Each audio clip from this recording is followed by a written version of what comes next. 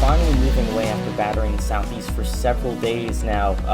Potentially made landfall in North Carolina earlier today, but moving away now at a much quicker pace.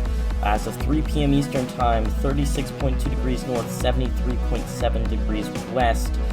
Moving to the northeast now at a relatively nice pace. Wind field starting to expand. There's still tropical storm force winds over parts of the Carolinas right now, potentially extending into Virginia as well. We're going to see those continue to spread northeast as the storm goes, potentially impacting New England through the next several days before hitting Atlantic Canada. Stage 4 in the CDP has extensive damage possible.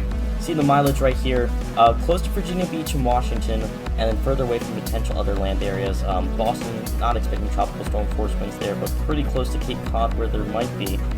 Extensive warnings in effect all around. Hurricane warnings in numerous locations in the Carolinas still, with hurricane watches in effect for Nova Scotia at this point in time. The storm is still expected to be hurricane intensity when it makes an impact there at this point in time. Here's the precipitation and cloud cover model from the GFS. You can see brushing the northeast a bit. Cape Cod, potentially other parts of Massachusetts into Maine, seeing potential impacts before it rams into Nova Scotia in a couple days before moving up into Newfoundland as well. By that point, once it hits Newfoundland, it'll probably be extratropical, but still pack a punch. Currently expected to be a powerful tropical storm strength system at that time. Forecast could change though and make it even stronger or weaker though. We are expecting a potentially very significant impact in Nova Scotia at this time though. Sea surface temperatures are at where the storm is right now. Gulf Stream's in its favor, but once it starts to pass New England, it's going to get much less favorable for the system. That's what's going to help it start to acquire extratropical characteristics as sea surface temperatures really drop off the cliff at that point. Here's the wind forecast map right here. You can see the GFS expecting it to be hurricane intensity, and a pretty significant one potentially, Category 1 at least, maintaining its strength as it makes landfall in Nova Scotia in a couple days, and then weakens as it impacts Nova Scotia, potentially impacting Newfoundland with still some hurricane force gusts. And at the very end there, you actually see Gabrielle, which degenerated and regenerated earlier today, pass by on the right side of the screen there.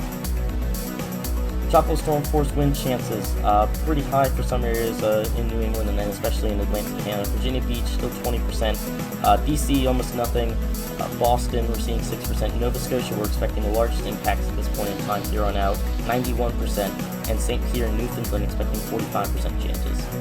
I wanted to show this map of the NHC graphic just to show how powerful the system is in terms of how many warnings it's projecting out from the southeast to New England to Atlantic Canada. This storm has tons of warning preceding it right now, and we're expecting some of these watches even yet to be upgraded to warnings as well. You're going to see those yellows and pinks in Newfoundland probably be upgraded to warnings as well, just to show the ferocity the storm packs over such a broad area. These warnings extend all about. Satellite imagery of the storm right now, you can see it still has a very distinct eye, a bit smaller in the core convection than it was yesterday, although in latest frames potentially burst up around the center. Still very impressive storm with the low pressure, 950 millibars, pretty low for a Category 1.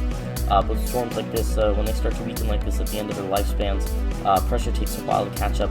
That cloud cover really extending far to the north as it starts to kick off to the northeast. Southern New England being covered now. Some precipitation could be expected in those areas. We'll bring you guys the latest as the storm continues to develop.